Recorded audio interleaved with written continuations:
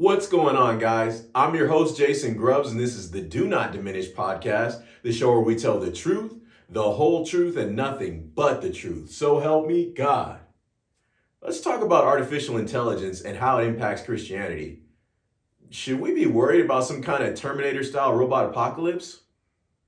Nah, this is episode 13. Let's dive on in.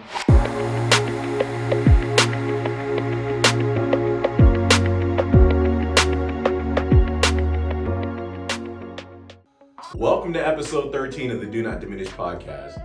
On today's episode, we're going to be talking about artificial intelligence, or more commonly known as AI, and how it impacts Christianity and what we need to be aware of when it comes to AI as Christians.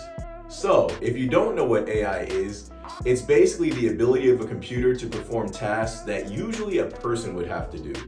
So things like visual perception, things like speech recognition, decision making, and even language translation, AI can perform now, and it's getting better and better as time goes on because a lot of these AI models, they learn and they get better with more input and correction over time.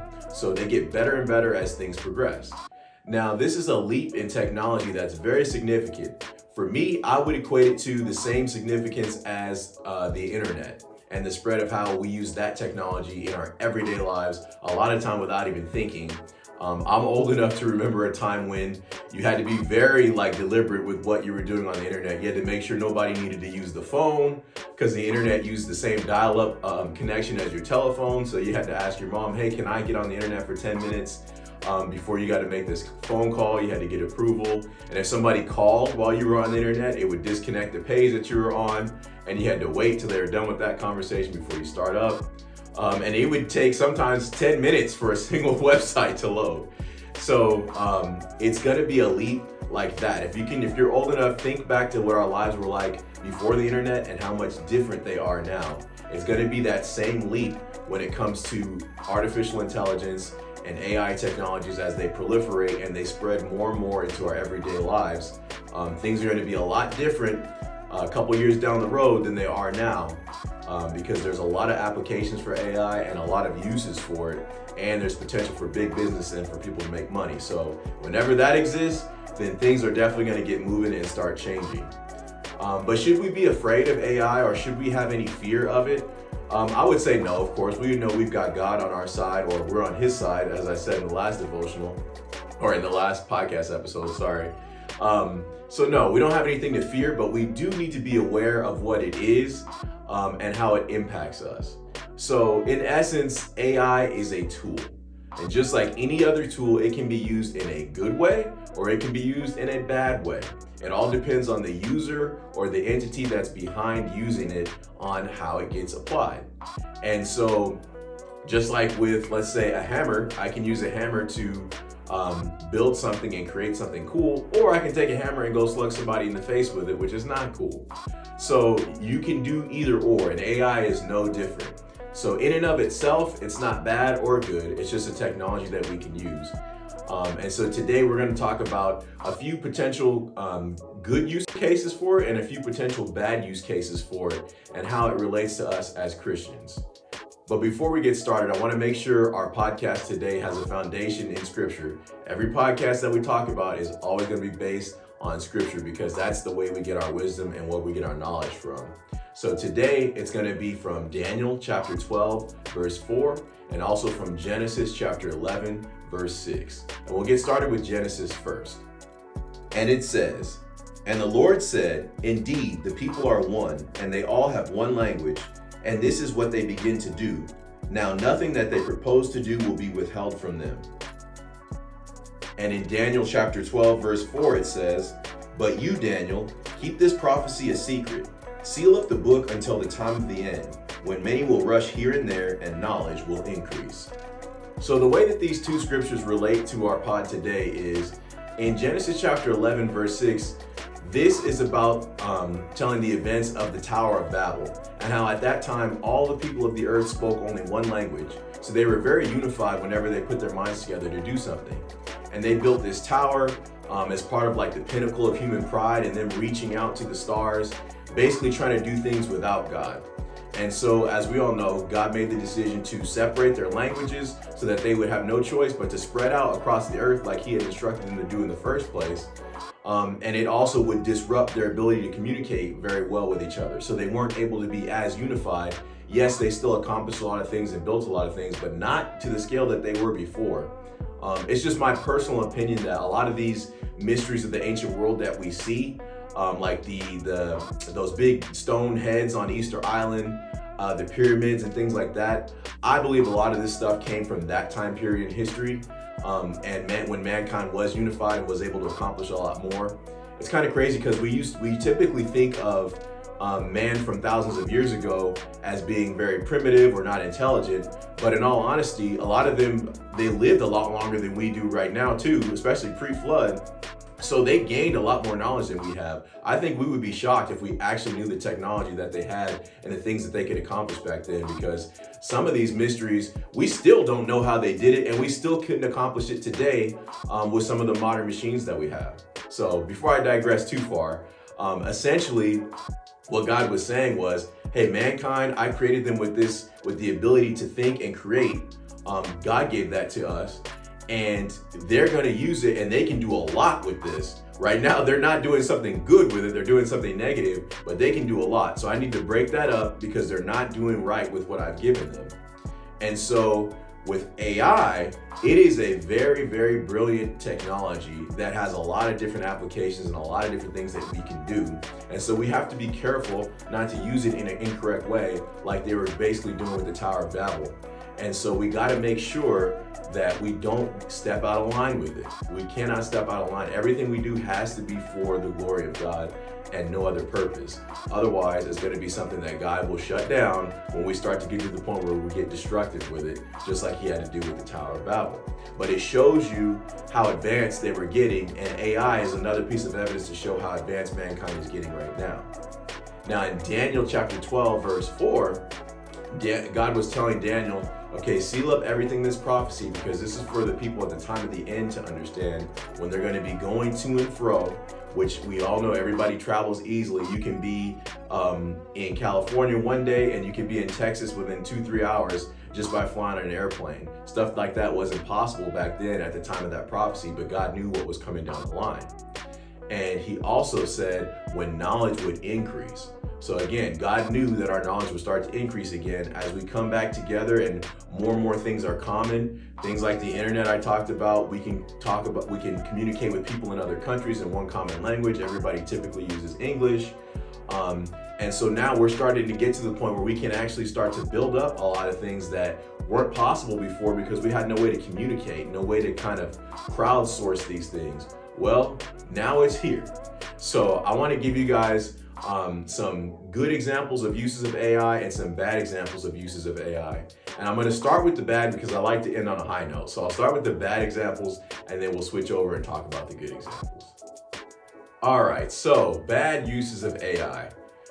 The number one bad use of AI that I can think that's the most common, and it's actually being used already and has been for the last several years, is deception. So with AI, you can create voice clones of people, you can create image and video clones of people, and with those tools, then you can make it seem like somebody said something that they never did or did something that they never did with a video that's pretty much indistinguishable from an authentic real video. That technology exists right now. It's available in common ways to get. You can go on certain websites and get it. You can download applications on your phone to get it. Sometimes you have to pay a subscription, sometimes you don't. But the point is, it's widely available and it's easy for people to use right now. And it's improving, it's getting better and better. So let me give you guys an example. A mom is sitting down about to eat dinner.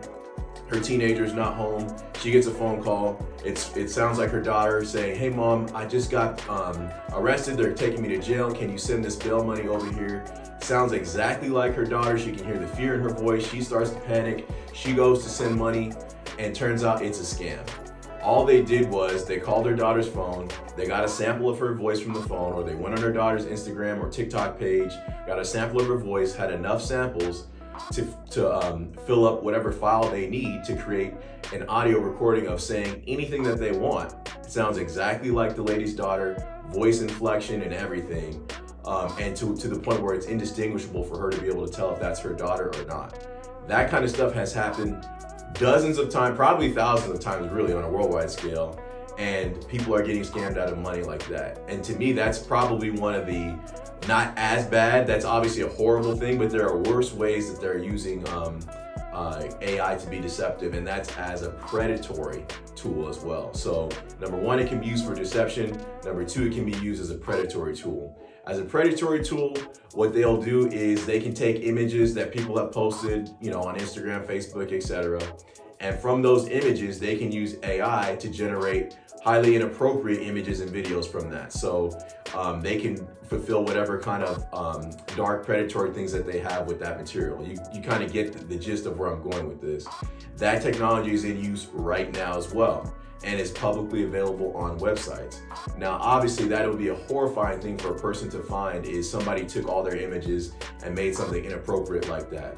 But that is going on right now. I believe they have several different avenues in court where they're trying to get that stopped.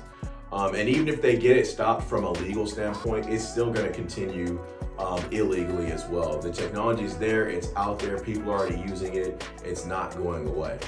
So that's just another bad way that AI can be used. And the third bad way that AI can be used that I want to talk about today is it can be used as a poor replacement, but a replacement for human connection. So some of you might have already experienced this. You pull up to a drive-through, you start ordering, and the person talking to you on the other end sounds maybe a little bit off, or maybe it didn't sound off at all. And you pull up and it was not a person taking your order, but it was the computer, it was AI. It's using speech recognition to understand what you're saying, and then it's speaking back to you, inputting your order into the system, and then your order is being made and then handed to you. Now, in that case, it's not that big of a deal, replacing just ordering from a restaurant. But if you think about it in the grand scheme of things, as they use it more and more, they're going to use it to replace customer service and things like that. It's just another way to erode that human connection that we all have with each other. We won't be interacting with a person anymore. We're interacting with a computer.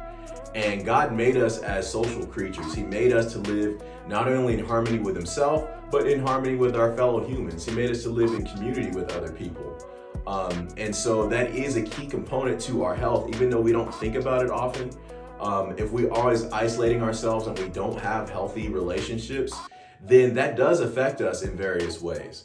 It does affect us. And so as that erodes and people learn less and less how to interact with others, then our compassion dies.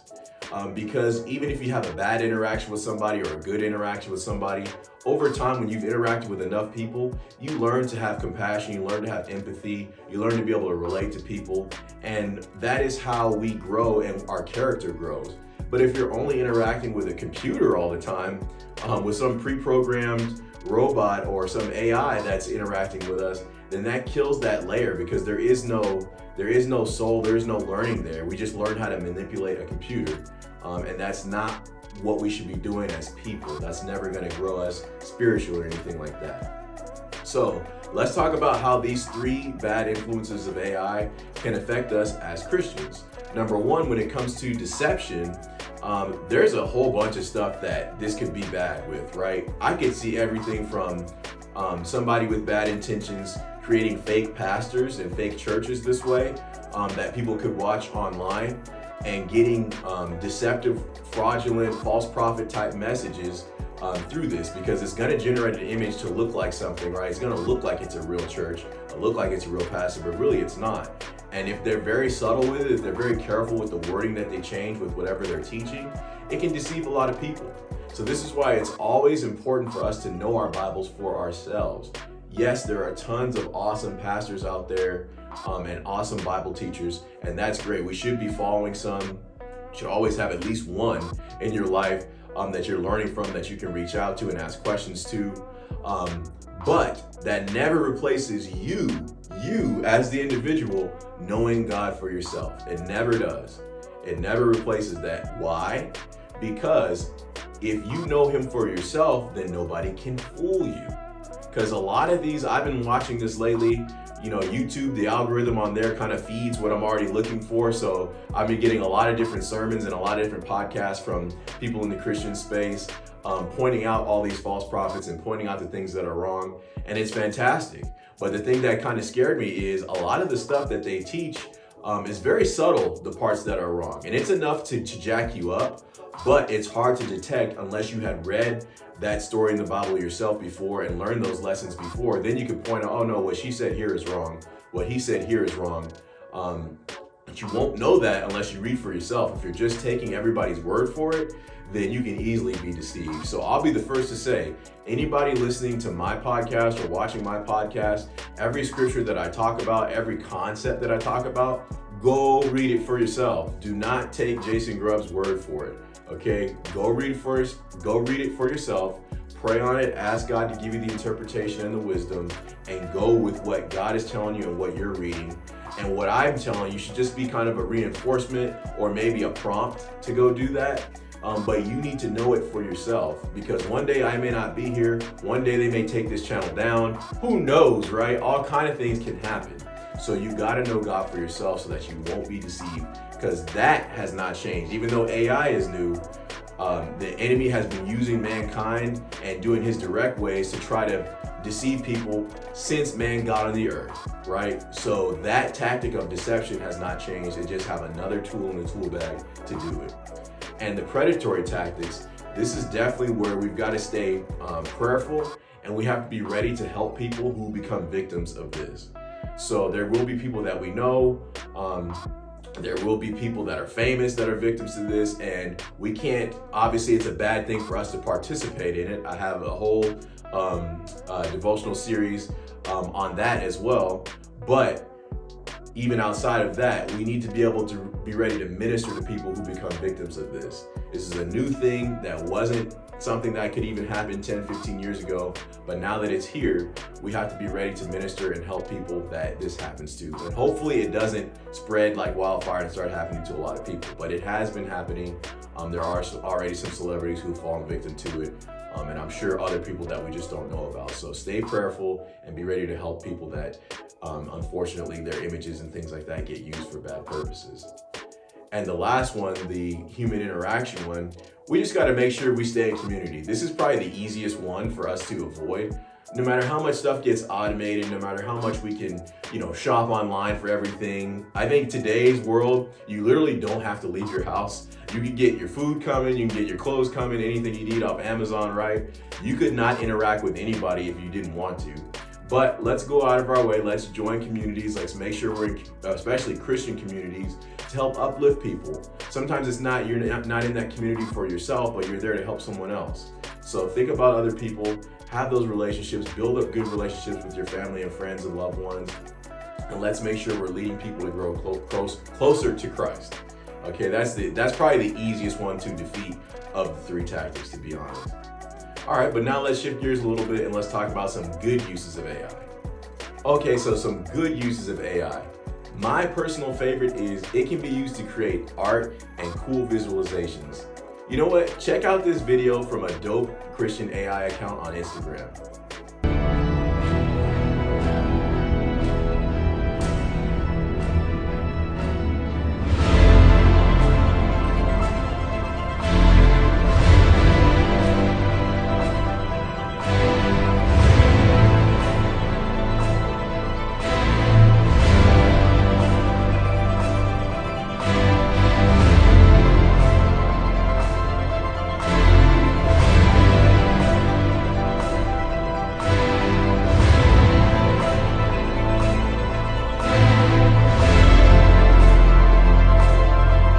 That was pretty cool, right? Yeah, see, AI can be used in a good way. I've even used it in my LGLJ clothing line. So if there's a design or a particular vibe that I'm going for and I'm not able to draw it out with myself, then I'll prompt AI and see what it comes up with to see if it's something that I like that might fit the style that I'm going for.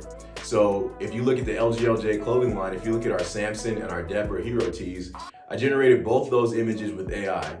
Now, it's not super easy sometimes. Like, you might think you just type it in and then it's gonna spit out something good. You kind of gotta massage it, and you might have to do it hundreds of times to get the exact look that you're going for, but it does work eventually.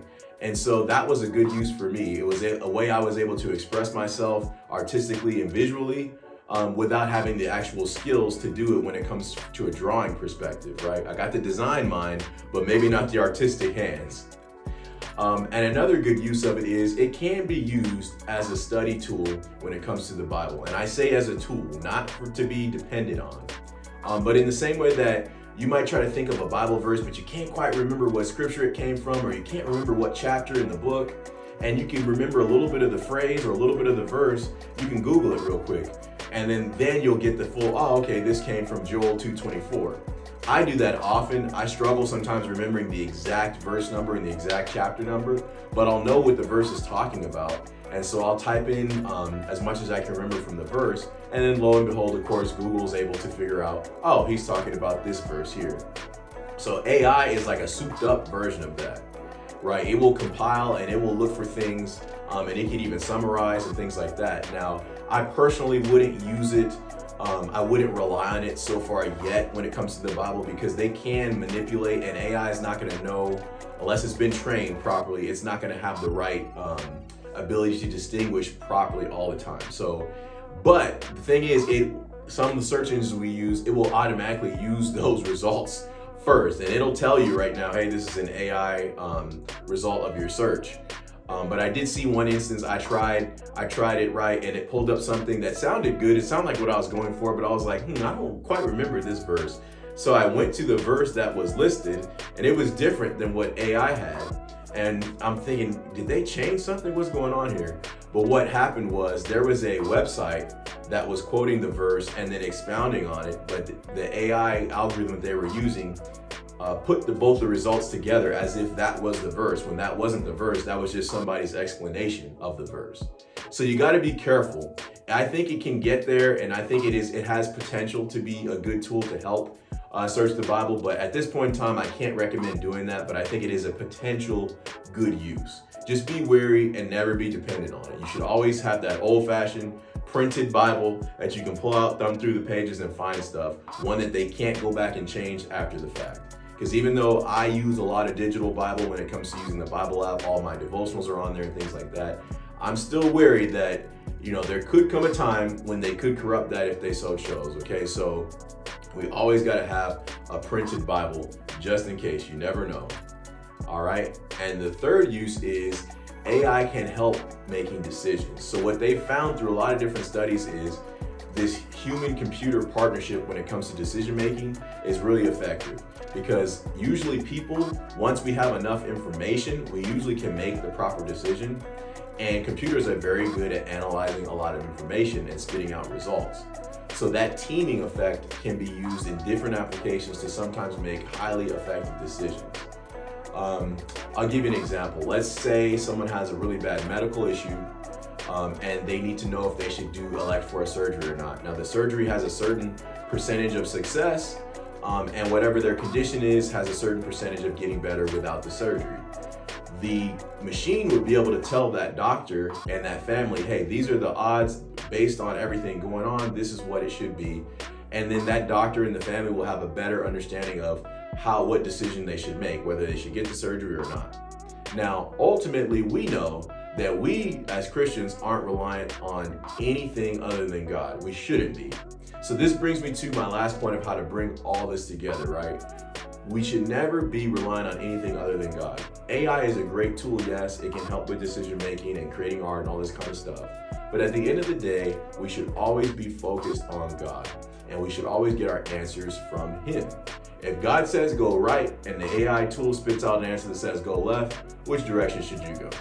You better be going right, or else don't complain when you go left and something bad happens. So this is no different. So yes, AI can help in decision making, but it should never be the final authority or have the final say. That should always be God when it comes to us as Christians. So in closing, I hope you guys found today's discussion interesting. I'm kind of a tech nerd, so I definitely think this kind of stuff is interesting. But more than interesting, I just want everybody to be aware so that when this stuff does hit the streets in a more popular sense where the everyday person is using AI, it doesn't come as a shock to us, and we know what we should be doing from a Christian perspective and how to deal with that, right? Because our world is constantly changing around us. And we have the responsibility to be lights in this world. Jesus said we're the salt of the earth, and we're also a light. We're a light of a city set upon a hill. So it's our job to shine God's light in every avenue, whether that's technology like AI or just being a part of the world in general. We have to be in the world, but not of the world. And so we got to know how to deal with all these things, and we got to know how to steer people towards using them for God's glory and not just for some kind of prideful, mankind, greedy, selfish thing. All right, hope you guys have a blessed week, and until next time, peace.